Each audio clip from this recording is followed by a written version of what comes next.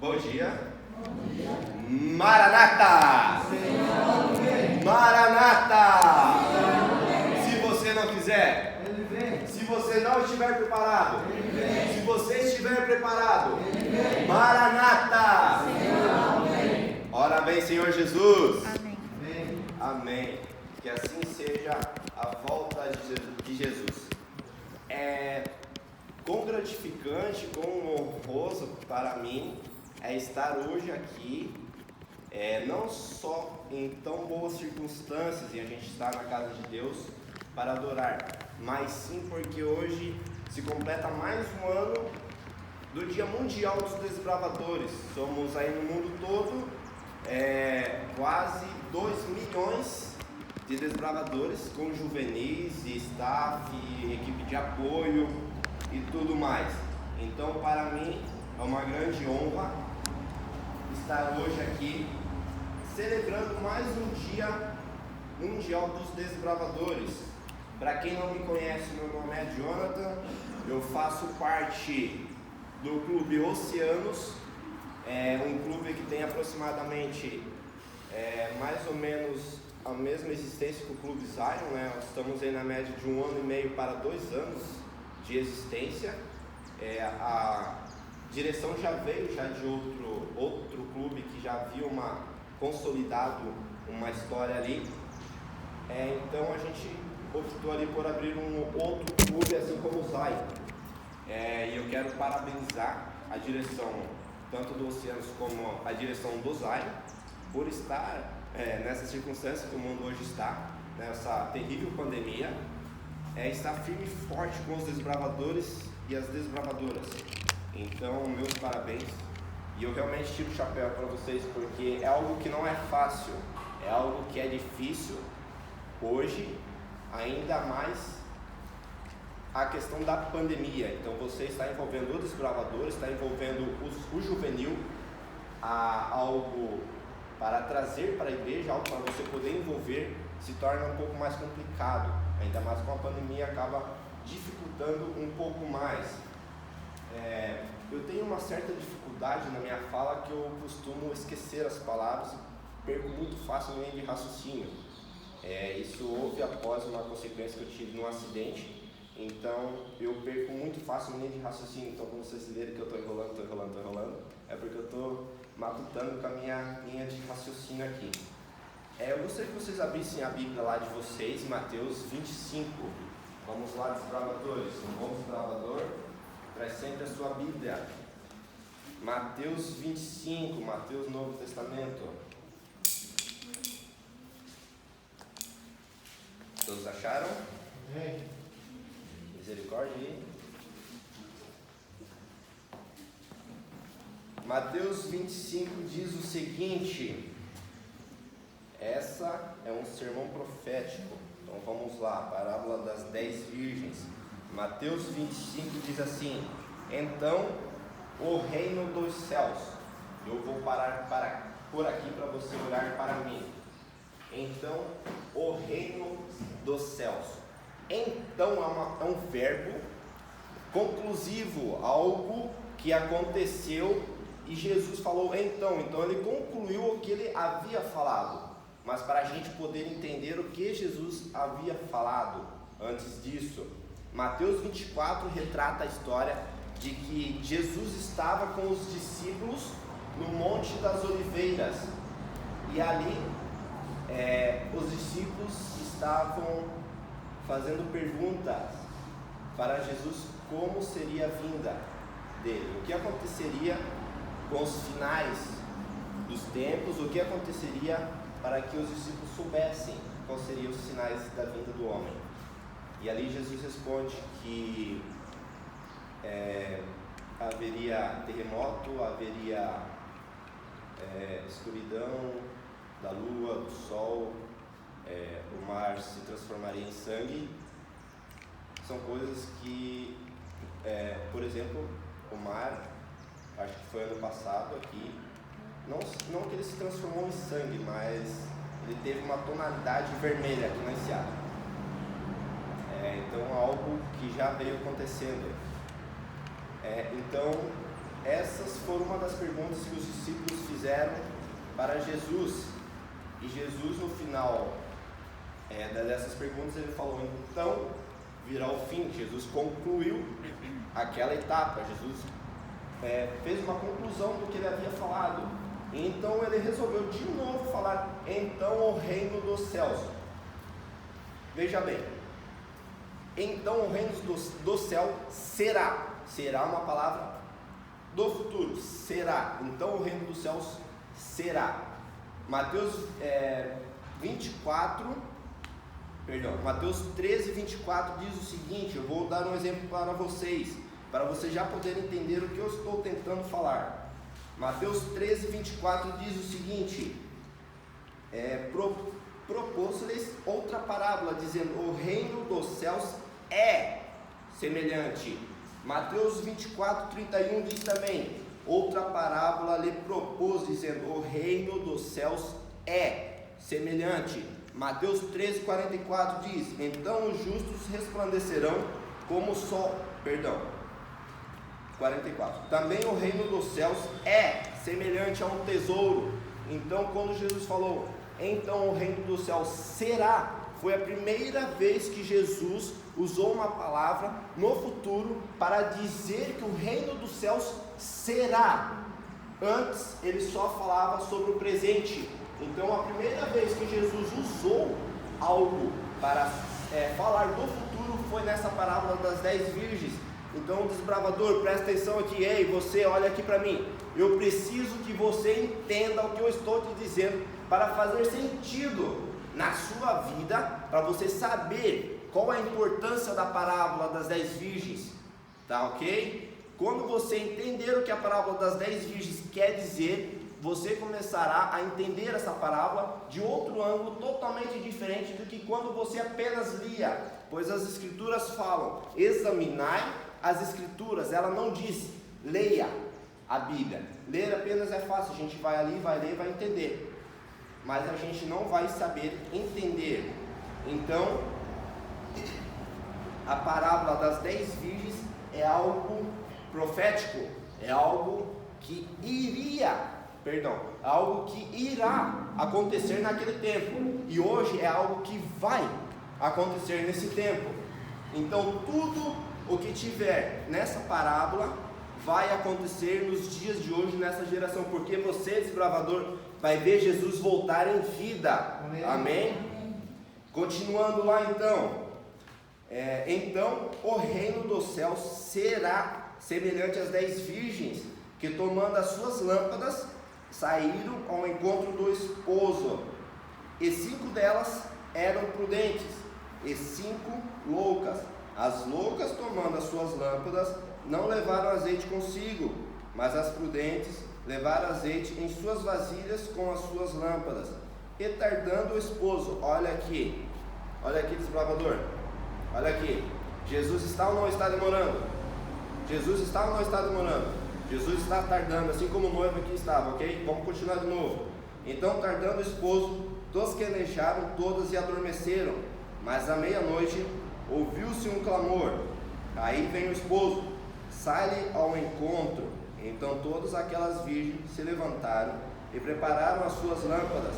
E as loucas disseram às prudentes: dai-nos do vosso azeite, porque as nossas lâmpadas se apagam. Mas as prudentes responderam, dizendo: não seja caso que nos falte a nós e a vós. Então ide aos que vendem e comprai-o para vós. E tendo elas indo comprá-lo, chegou o esposo, e as que estavam preparadas entraram com ele para as bodas, e fechou-se a porta. Desbravador, haverá uma porta que vai se fechar. Fique esperto. Versículo 11. E depois chegaram também as outras virgens, dizendo: Senhor, Senhor, abra-nos a porta. Versículo 12.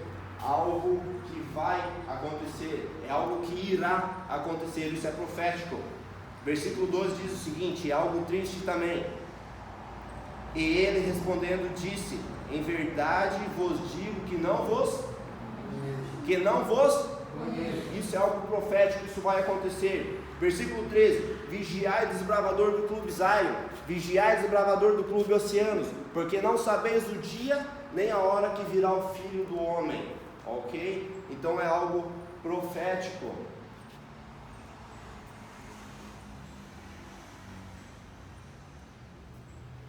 Agora, por que Jesus contou essa parábola nesse período? Vocês lembram da parábola da figueira? Vou dar um exemplo aqui para vocês. Toda vez que Jesus estava passando por algum caminho, ele via, por exemplo, uma figueira, ele tirava aplicações daquela figueira, ele tirava exemplos daquela figueira. Então, nós entendemos que ele, ali no Monte das Oliveiras, com os discípulos estavam desbravando, eles ali com Jesus falaram: Jesus, estava lá Jesus no Monte das Oliveiras com os discípulos, e os discípulos perguntando: Jesus, como será a vinda? O que vai acontecer? Jesus respondendo isso, aquilo, e vai acontecer isso, vai acontecer aquilo lá. Então o reino do céu será. Por quê? Aí ele contou essa parábola. Então por que será? E ele falou do esposo, porque naquele momento onde ele estava com os discípulos, estava com um noivo preparando a sua casa para fazer o seu casamento. Então o noivo, naquela época, naquela tradição, o noivo iluminava a casa do lado de dentro e do lado de fora, para que aquela casa se destacasse, para que aquela casa mostrasse que algo iria acontecer ali. Eu vou resumir um pouco para vocês como que acontecia um casamento naquela época. O casamento naquela época acontecia mais ou menos assim. O noivo então iluminava a sua casa para o lado de dentro e para o lado de fora. Após feito isso, ele ia até a casa da noiva.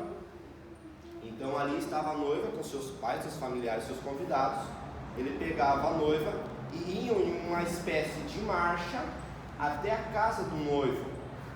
Então quem quisesse participar daquele evento, apenas bastasse uma lâmpada. Você pegava uma lâmpada, entrava de metido lá no meio da marcha e simplesmente cantava a melodia que estava ali, entrava no ritmo da melodia e seguia o rumo. Então, após todos entrarem na casa, o noivo fechava a porta, ok? E ali acontecia 7 dias de festa. Entre parênteses aqui e algo pessoal, eu também não sei para que 7 dias, né? Acho que o cara já comemorava, já que vai ser a vida toda, vamos fazer 7 dias aqui, porque daqui para frente é só para trás, né? Daqui para frente é só para trás e não tem o que fazer. Brincadeira à parte aqui, mas esse período acontecia durante 7 dias, aproximadamente, a festa do casamento. Então Jesus falava sobre as parábolas, sobre algo que estava acontecendo naquele momento, estava acontecendo algo importante. Eu resumi aqui para você, mas os discípulos naquele momento já sabiam o que estava acontecendo. Eles já sabiam que o noivo estava se preparando. Em algumas linguagens a Bíblia fala apercebida e percebida. Apercebida significa prevenido, aquele que antecipa o que vai fazer. E percebida significa aquele que sabe o que vai acontecer. Apenas uma letra muda a palavra toda no contexto. E eu gostaria que você falasse para mim, quantos aqui vão se preparar para a volta de Jesus? Fala eu! Fala eu! E foi desse jeito aí, ó, que ficou 5 virgens para o lado de fora. Por quê? Porque, desbravador, você tem que estar preparado, você não pode se preparar. Tá entendendo aqui, ó? Olha só, presta atenção na linha de raciocínio. Algumas pessoas vão se preparar quando Jesus voltar e vão ficar pro lado de fora. Algumas pessoas iriam se preparar, mas vão ficar pro lado de fora. Desbravador, você tem que estar preparado. E é hoje que Jesus está te chamando para cumprir fielmente a parte que te corresponde. Então vamos tentar entender um pouco mais sobre a parábola. Ah, o Diogo está falando, mas eu não estou entendendo nada. Só um minuto. Após longos meses de pandemia, a gente perde um pouco o ritmo das coisas, a gente fica um pouco mais nervoso, mas vai que vai, segue o rumo. O importante é que o Espírito Santo toque no seu coração e convença a você que Jesus é o único verdadeiro que pode te salvar. Quem é o noivo na parábola? Quem é o noivo? Quem? Jesus. Quem é o noivo na parábola? Firme? Jesus. E quem é a noiva? Quem? A igreja? Presta atenção aqui. Apocalipse, abre lá. Apocalipse 21, versículo 2. Quero que você leia aí na sua Bíblia comigo. Apocalipse, capítulo 21.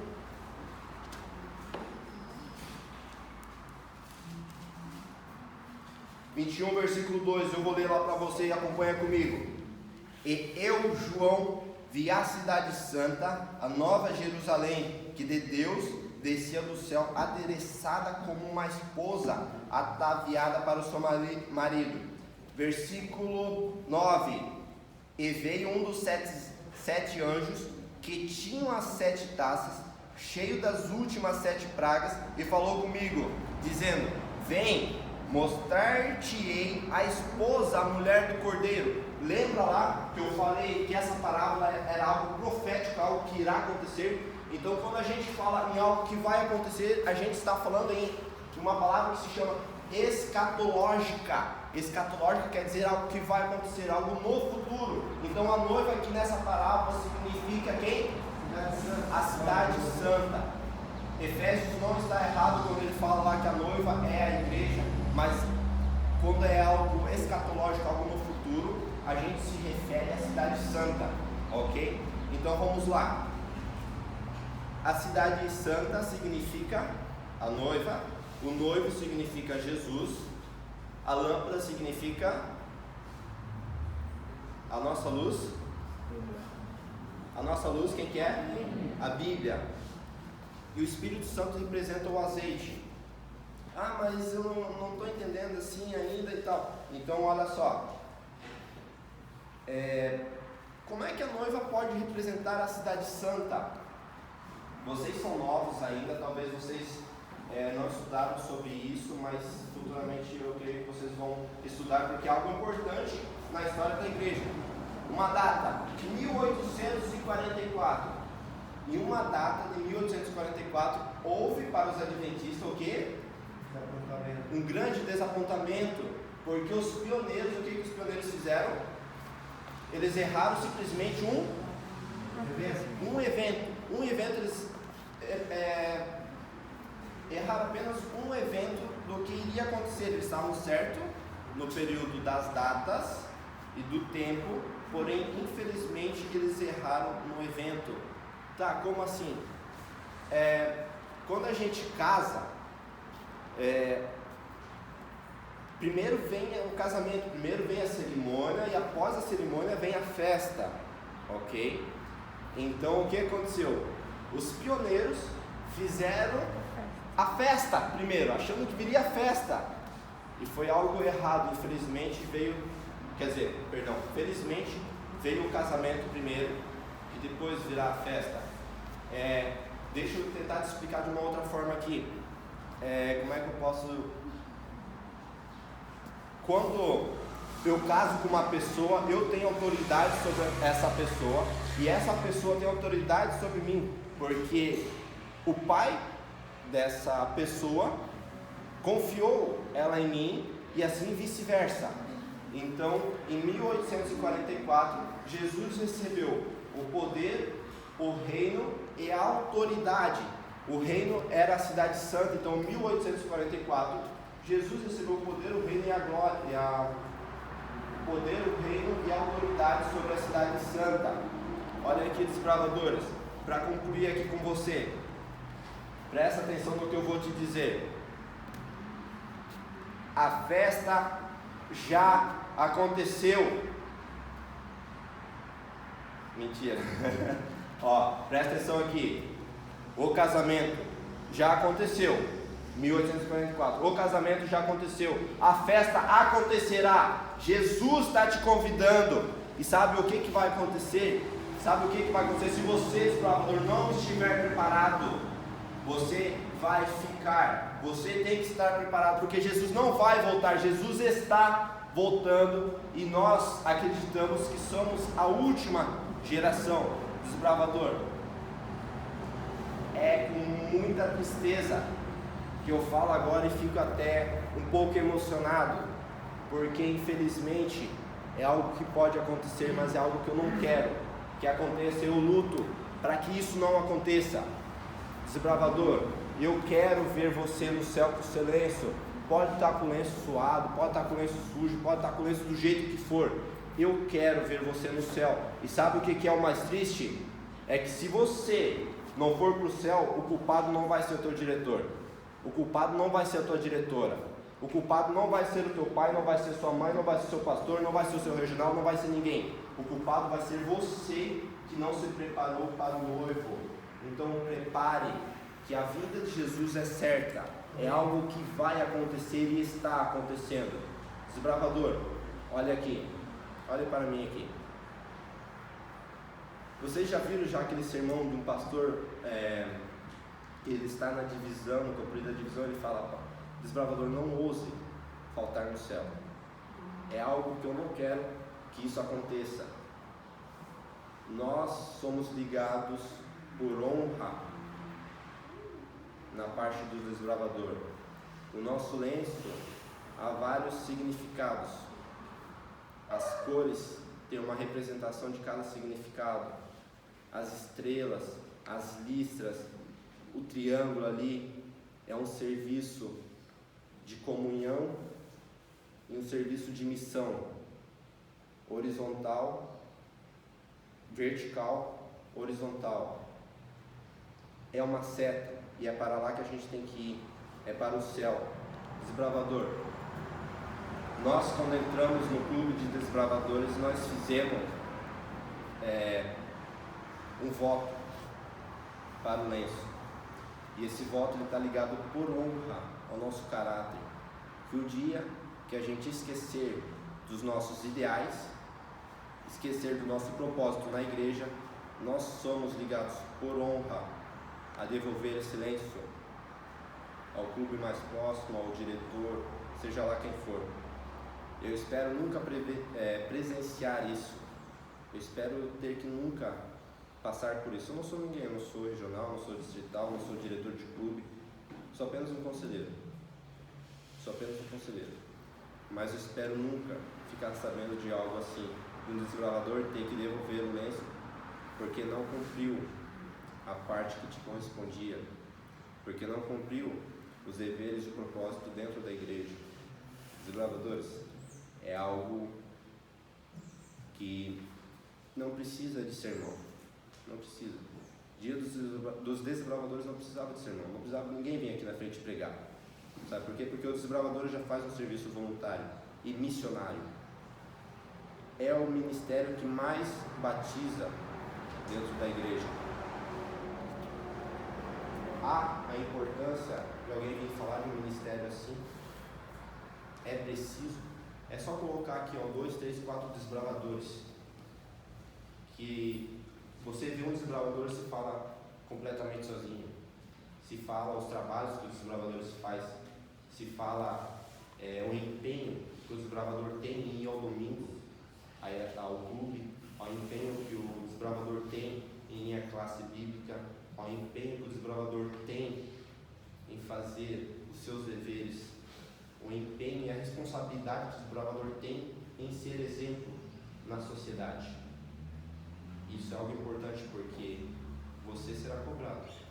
E quando eu falo você, eu não falo só você, eu estou junto com vocês. Você será cobrado sobre isso, sobre o que a gente sabe. Então a gente deve vigiar. Deus fala que nem o Filho, nem Jesus sabe quando ele virá. Nem os anjos sabem, somente Deus. E eu acredito que através do estudo que eu fiz, é uma opinião pessoal minha, é um estudo que eu fiz há uns 5 anos atrás. Há 5 anos atrás, o estudo que eu fiz voltado ao Apocalipse e a todas as pesquisas, nas minhas contas, é algo pessoal isso, tá? Não é algo que vai acontecer, não é algo que está na Bíblia, é algo pessoal. Jesus, nas minhas contas, voltaria entre 13 e 14 anos. Então isso já faz 5 para 6 anos. Jesus está batendo nas portas, a gente sabe disso. É só a gente ver aqui na igreja aqui. É só a gente ver o empenho, é só a gente ver a igreja apoiando o clube, é só a gente ver as coisas que estão acontecendo e a gente sabe que é daqui para pior. Vai acabar o Covid-19? Vai. Tu está preparado para o que vai vir de melhor ou tu está preparado para vir o que vai vir de pior? Tem que estar preparado para o que vai vir de pior, porque é algo mais forte que vai vir. É algo pior, é daqui para pior, não é daqui para melhor. Passou o Covid-19, vai vir algo pior. É isso daqui, ó. Está escrito aqui. Não vai ser fácil. E a gente carrega uma responsabilidade, não nas costas, no pescoço. Isso tem horas, às vezes, que pesa. Desbravador, não ouse faltar no céu, porque você vai fazer falta lá. E assim como eu, que vou querer ver amigos e amigos que eu perdi, eu vou querer ver você também lá. Eu vou querer ver o primeiro desbravador, eu vou querer ver o primeiro desbravador que entrou no Clube Oceanos, o primeiro desbravador que entrou no Clube Zion. A gente vai ter tempo para isso. A gente vai ter tempo para isso. Só que o céu não vai fazer sentido se você não estiver lá. Nada vai fazer sentido se você não estiver lá. O Clube de Desbravadores, ele é fundamental para a sociedade e para a criança. Então eu agradeço aos membros da igreja, aos pais principalmente, porque tem apoiado os desbravadores a estarem indo ao clube, tem apoiado a igreja, tem apoiado o clube. O clube também tem apoiado a igreja em diversos serviços comunitários e voluntários, como eu sempre falo. É algo que a gente não recebe financeiramente, é algo que a gente vai receber lá. E talvez você, desbravador, não sabe a diferença que está fazendo aqui, mas quando você chegar lá no céu, você vai ver que apenas, às vezes, simplesmente um exemplo que você deu, uma palavra que você falou ou não falou, levou uma ou mais pessoas para o céu. Que possamos ser sempre instrumento de Deus, que possamos ser sempre usados, e que o Clube de Desbravadores, nesse período profético, possa ser usado, possa ser testado, porque nós somos o Filho do Rei dos Reis. Amém. E Deus vai nos proteger para hoje e sempre. Amém. Coloque-se de pé, vamos fazer uma oração.